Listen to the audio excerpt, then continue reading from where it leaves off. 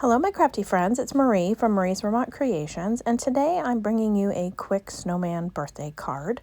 I am using this new Simon Says Stamp 3D embossing folder that came in a recent kit. It's a snowflake background, so I have embossed that on some white cardstock and love the detail that you get.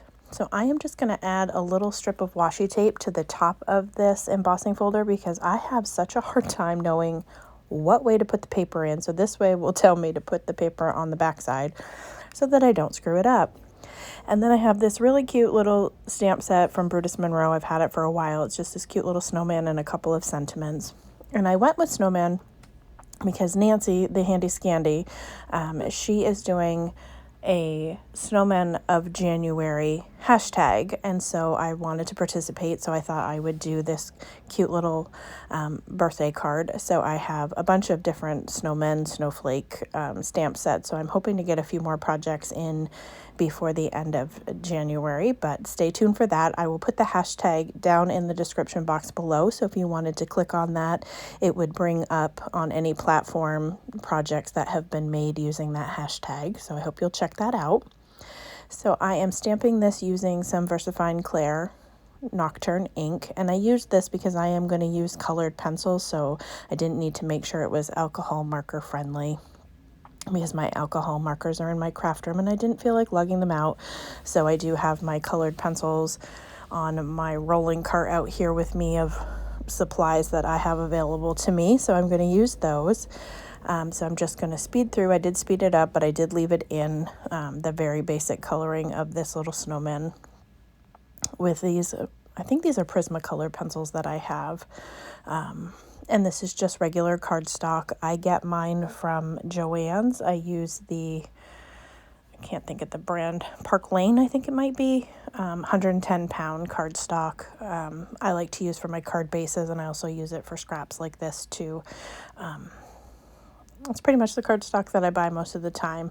Any colored cardstock that I have is usually what I get in kits, because I figure you can ink blend or make your own background. So I tend to do that instead of pattern paper lately, but I have been trying to use it because I don't know about you, but I tend to hoard it. So I'm trying to keep the stash of pattern paper under control.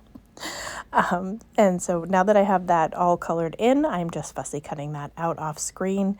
And then I decided to take the Tumbled Glass Distress Oxide ink and go around the edges of this panel. And when I did that, that turned into, I liked the effect that it was giving me on the snowflakes. I apologize that I was so aggressively ink blending that I was shaking the whole table. It's not even the camera that I'm shaking, it's just the table that I'm working on.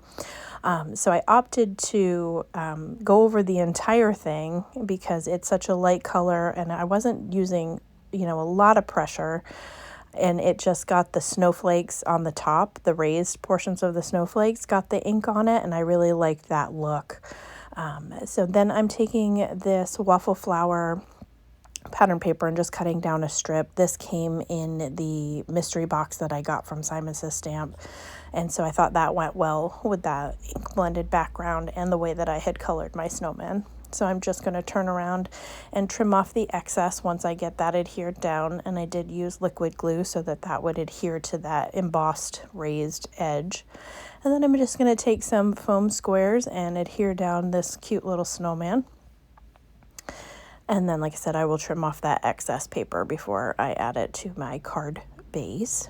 And then my sentiment is from, oh golly gee, I'm not going to remember the name of the company, but it is sentiment strips that you stamp all at once and then die cut them out all at once, and I have a collection of them in a little container. And so instead of finding a sentiment that went well with this, I opted to take one of them that I had already stamped and die cut out, and I think the original one said happy birthday from all of us, or it was an extra sentiment, so I'm going to trim it down to make it fit and just say happy birthday.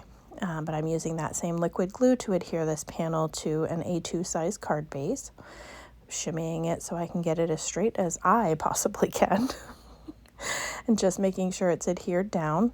And then this is how I store those sentiment strips. I just keep them in a little container so that and I keep them by type. Like these are birthday ones, and then I have a snarky sentiment one, so I have those separate. So I'm just trimming off that portion that I didn't want. I cut it at an angle because they were kind of tight together when I stamped it out. And then I will adhere that using some wet glue, and that is going to complete the project for today. I hope that you will check out that hashtag and see the different projects that people have made throughout the month of January. If you have any questions or comments, feel free to leave them for me down below. And as always, I hope that you have a great day.